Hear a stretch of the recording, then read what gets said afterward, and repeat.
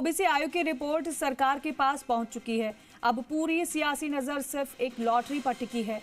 कौन चुनाव लड़ेगा, कौन मैदान से बाहर होगा और किस वार्ड या सीट की किस्मत बदलेगी, इसका फैसला अब आरक्षण की लॉटरी करेगी। ओबीसी आयोग ने अपनी रिपोर्ट सौंप दी है, लेकिन असली इंतजार अब उस ड्रॉ का है जिसका हजारों दावेदारों को बेसब्री से इंतजार है। आखिर रिपोर्ट में क्या है और अब आगे क्या होगा, ये खास रिपोर्ट देखिए।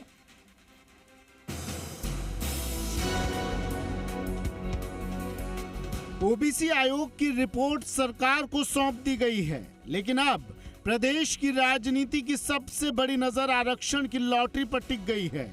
हजारों दावेदारों की धड़कनें तेज हैं, क्योंकि इसी लॉटरी से तय होगा कि कौन सी सीट किस वर्ग के खाते में जाएगी और किस नेता को चुनाव लड़ने का मौका मिलेगा। राज्य अन्य पिछड़ा वर्ग राजनीतिक आयोग ने मुख्यमंत्री भजनलाल शर्मा को रिपोर्ट सौंप दी है। रिपोर्ट में 74,87,000 परिवारों के सर्वे के अनुसार आयोग ने प्रदेश में ओबीसी आबादी 3,61,00,000 मानी है। इस रिपोर्ट में पिछले पंचायत और नगरीय निकाय चुनाव के आंकड़ों और ओबीसी के राजनीतिक प्रतिनिधित्व का विस्तृत विश्लेषण किया गया है। रिपोर्ट 2 भाग में है। पहले भाग में जनाधार फील्ड सर्वे, पिछले 2 पंचायत निकाय चुनाव से संबंधित डेटा, केंद्र और राज्य की ओबीसी से संबंधित योजनाएं और सर्वे में सामने आया ओबीसी का जातिवार राजनीतिक प्रतिनिधित्व का विवरण है। आयोग ने सर्वे में पूछे गए 19 सवालों में परिवार में राजनीतिक प्रतिनिधित्व मिलने से संबंधित प्रश्न भी शामिल हैं।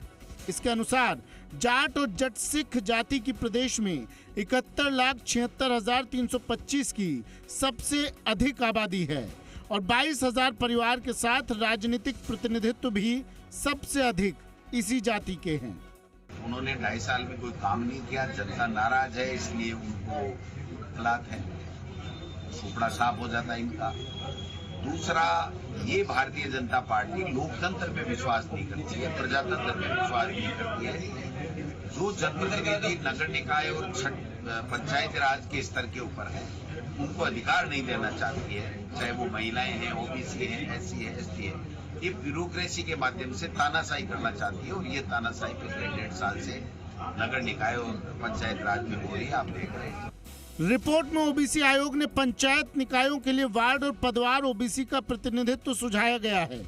ओबीसी जनसंख्या के आधार पर साल 2026 के नगरीय निकाय चुनाव में 309 में से 60 अध्यक्ष पद ओबीसी के लिए आरक्षित किए जाने का प्रस्ताव है। वहीं 10,245 निकाय सदस्य पदों में 1,950 सीटें रिजर्व करने का प्रस्ताव है। इसी तरह पंचायती राज संस्थाओं में भी जिला प्रमुख, जिला परिषद सदस्य, प्रधान, पंचायत समिति सदस्य और सरपंच पदों पर ओबीसी आरक्षण का प्रस्ताव रखा गया है। रिपोर्ट अब कैबिनेट के सामने रखी जाएगी, जिसके बाद सरकार आरक्षण की अंतिम प्रक्रिया पूरी करेगी। प्रदेश में निकाय पंचायत चुनाव में पहला मौका है जब ओबीसी प्रतिनिधित्व आयोग की रिपोर्ट के आधार पर ओबीसी सीटें निर्धारित होंगी और इसके आधार पर ही चुनाव होंगे। हमारे इन्हीं कार्यों के बूते जनता के मध्य जाएंगे और भारतीय जनता पार्टी का प्रत्येक कार्यकर्ता पूरी शिद्दत के साथ आम जन तक पहुंचकर पिछले 31 महीने में राजस्थान सरकार द्वारा जो जन कल्याणकारी कार्य और विकास कार्य किए हैं और पिछले 12 साल में आदरणीय प्रधानमंत्री जी ने देश को विकसित करने के लिए जो काम किए, उन पर हम जनता से जनादेश की मांग करेंगे और हमें पूर्ण विश्वास है कि प्रदेश की जनता भारतीय जनता पार्टी के पक्ष में जनादेश देकर, मतदान देकर नगर निकाय और पंचायत राज चुनावों में भारतीय जनता पार्टी का परचम लेगा। नगरीय निकाय चुनाव में अध्यक्ष पद के लिए ओबीसी आरक्षित सीटें साल 2014-15 कुल सीटें 187, ओबीसी आरक्षित सीट 37, 19.79%। साल 2019 से 21 तक कुल सीटें 196, ओबीसी आरक्षित सीट 39, 19.9%। साल 2026 कुल सीटें 309, ओबीसी आरक्षित सीट 60, 19.42%। नगरीय निकाय चुनाव में सदस्य पद ओबीसी आरक्षित सीटें साल 2014-15 कुल सीटें 5,282, ओबीसी आरक्षित सीट 140, 19.69%। साल 2019 से 21 तक कुल सीटें 7,500, ओबीसी आरक्षित सीट 1,520, 20.27%। साल 2026 कुल सीटें 10,245, ओबीसी आरक्षित सीट 1,950, 19.03%। पंचायती राज संस्थाओं में जिला प्रमुख पद, ओबीसी आरक्षित सीटें साल 2014 से 15 तक कुल सीटें 33, ओबीसी आरक्षित सीट 4, 12.12%। साल 2020 से 21 तक कुल सीटें 33, ओबीसी आरक्षित सीट 5, 15.15%। साल 2026 में कुल सीटें 41, ओबीसी आरक्षित सीट 5, 12.2%। पंचायती राज संस्थाओं में जिला परिषद सदस्य पद, ओबीसी आरक्षित सीटें साल 2014-15 कुल सीटें 1014, ओबीसी आरक्षित सीट 150, 14.79%। साल 2020 से 21 तक कुल सीटें 1014, 148 ओबीसी आरक्षित सीट और 14.6%। साल 2026 1403 कुल सीटें, ओबीसी आरक्षित सीट 192, 13.68%।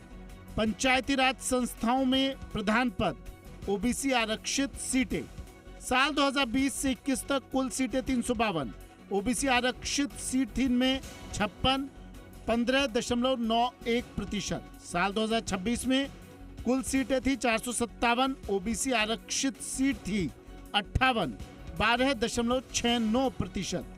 पंचायती राज संस्थाओं में पंचायत समिति सदस्य पद, ओबीसी आरक्षित सीटें साल 2014-15 में कुल सीटें 6,240, ओबीसी आरक्षित सीट 942, 15.1%। साल 2020 से 21 तक कुल सीटें 6,992, ओबीसी आरक्षित सीट 1,007, 14.4%।